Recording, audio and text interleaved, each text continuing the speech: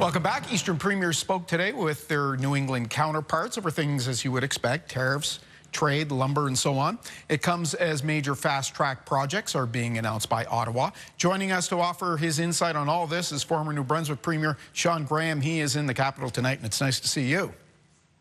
Great to see you as well, Todd. Wouldn't you like to have been a fly on the wall in that conversation? I mean, after all, it doesn't seem like Ottawa and the White House are talking, so what could the governors and premiers possibly be adding to that conversation? You know, at one time I was chair of the New England Governors Eastern Canadian Premiers Council, and times have changed since then dramatically. But there's not much weight, unfortunately, that the governors can carry and the premiers into the White House these days. The decision-making process seems to be centered at the top. And while it may get some good media airplay to bring the attention to the public, I don't know if it's bringing much attention to the tariff master in Washington. Yeah, good point. We also heard from Premier Holt this afternoon saying there could be a package from Ottawa. The Prime Minister might announce something in terms of helping the softwood lumber industry in the province.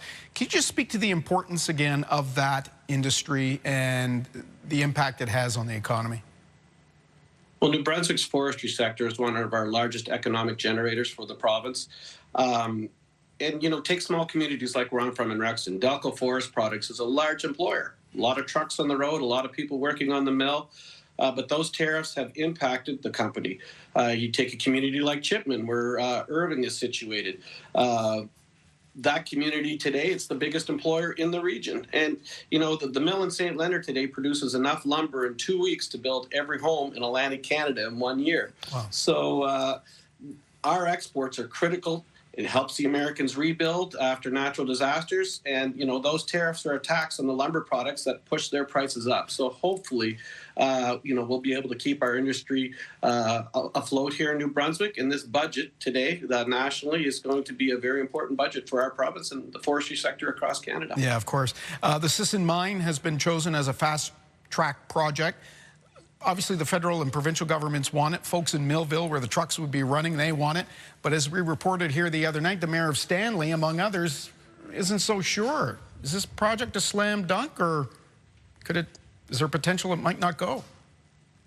Well, look, all signs are moving in the right direction on this mine. And New Brunswick has had a rich history of world-class mining operations that have been safe, that have followed the strictest safeguards protecting the environment.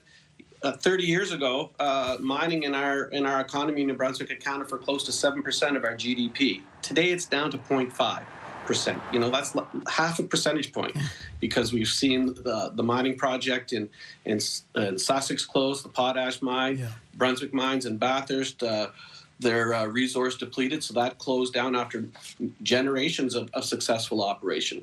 And you have to remember that Fredericton is home to many mining engineers through the University of New Brunswick. And that's why I think that, with the strongest safeguards put in place, yes, that there's a great chance of success, because we have the capacity, the human resource capacity, to make sure it's done safely and efficiently, and most importantly, creating high-value jobs for the province and revenue to pay for such important things such as healthcare. Oh, sure, yeah, which just keeps, that bill just keeps getting bigger. Do you think the federal government would have selected Sisson if they didn't think it wouldn't happen?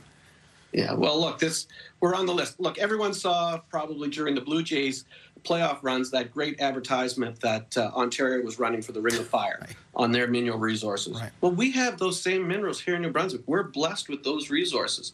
And Canada needs to be a reliable supplier of critical minerals, and New Brunswick can be a player on that world stage. Tungsten is the strongest metal in the world, and we can mine it efficiently and environmentally safely here in New Brunswick, and we can then secure the ability to have that product in a self-sufficient manner, because today China probably corners the market with tungsten at about 80 to 85% of the world market, and they've dropped the price to force other mines from being developed. Now today, with the federal government announcing a sovereign fund in the budget that's going to help critical minerals be developed, the economics, I think, will allow this project to come to fruition. And as I said before, the safety experts that we have in place will make sure that it's done in a much more stringent and better manner than we would see in development in other third world countries. The province's finance minister revealed that balloon deficit last week, what, up over $800 million is the forecast now, 830 something, I believe. Look, can New Brunswick afford not to develop that mine? We need to develop our resources to pay for our services. We have an aging population base today. You know, you use 50% of your healthcare costs in the last 6 months of your life. And New Brunswickers want to make sure that the system's there to protect them when they enter into it. They've paid taxes all their life, and they need to make sure that the resources that we have in the ground help pay for those services that they require later in life.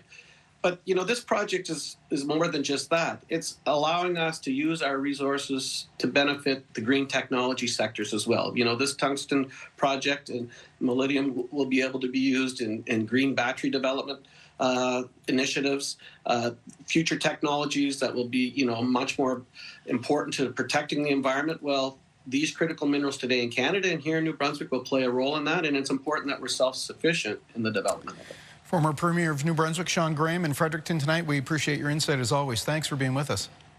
Thanks, Todd. Have a great day. We'll take a time out. We'll be right back with much more of your local news.